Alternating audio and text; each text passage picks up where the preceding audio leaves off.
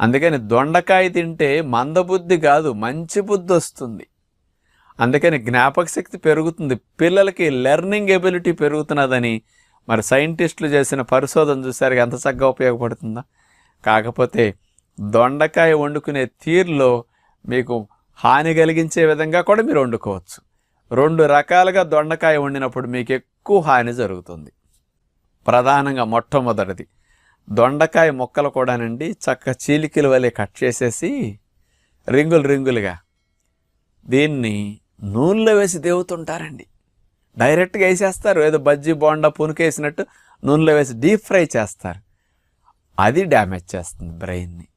ఎందుకంటే మనకు డల్గా ఉండేటట్టు, ఎందుకంటే అవన్నీ ఫ్రీ రాడికల్ ఫార్మేషన్ జరిగిపోతాయి నూనెలో మరిగినప్పుడు.